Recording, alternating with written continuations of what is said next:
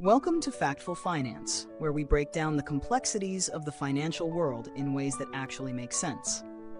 Today, we're diving into a topic that shapes everything from the stability of global markets to the everyday choices you make as an investor, financial regulations, and the future of financial economics.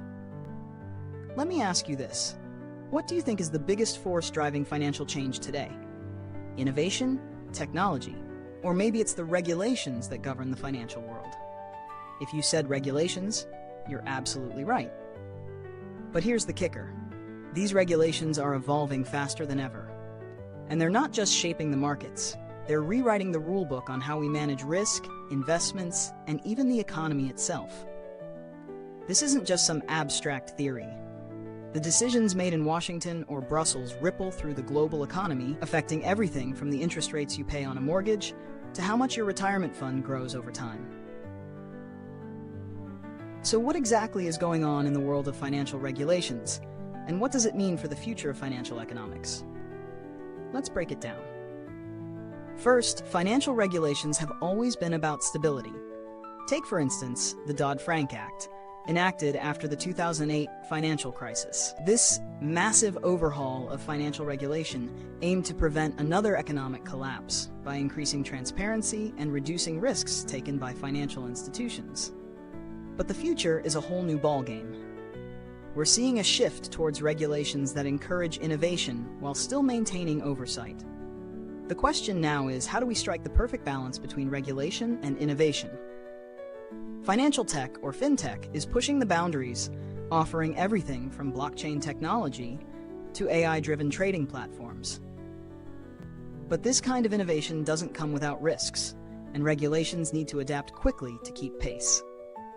This brings us to the concept of regulatory arbitrage.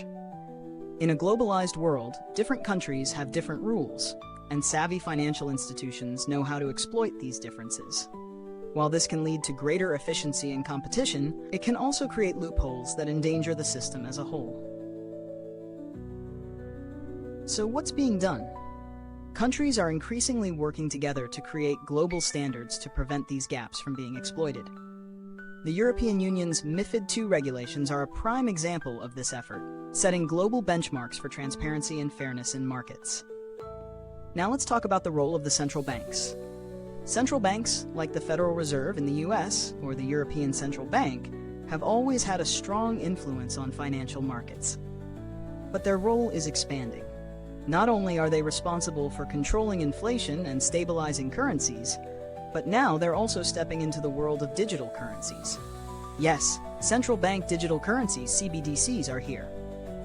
The future could very well include a world where physical money is replaced by a purely digital currency, all managed and regulated by central banks.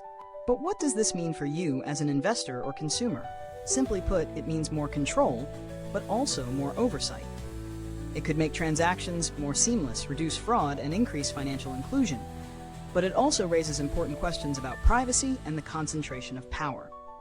As regulations evolve, so does the financial ecosystem. The rise of ESG, environmental, social, and governance. Investing is a perfect example of how public pressure is shaping the markets. Financial regulations are now increasingly factoring in these sustainability goals, forcing companies to not only be profitable, but also responsible stewards of the environment and society. Investors are demanding more transparency, and regulators are responding by creating frameworks to help guide the way. But let's get real. The road ahead won't be without challenges. New regulations often come with unintended consequences. Look at the fallout from the 2010 Volcker Rule, which aimed to prevent banks from taking excessive risks by banning proprietary trading. While it achieved some of its goals, it also restricted certain types of market-making activities, reducing liquidity and potentially making the financial system more vulnerable in other ways. So, what's next? As we look to the future, the key question isn't what financial regulations will come next. It's how they will adapt to a world that is increasingly interconnected, digital, and globalized. The future of financial economics will rely on regulators who can stay ahead of the curve while still ensuring that innovation isn't stifled. And that, my friends, is going to be a fine line to walk.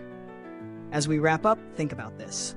The decisions being made right now could affect your investments, your savings, and the global economy in ways that we can't even fully predict. So how do you prepare for this ever-changing landscape? Stay informed, keep learning, and as always, be proactive, not reactive.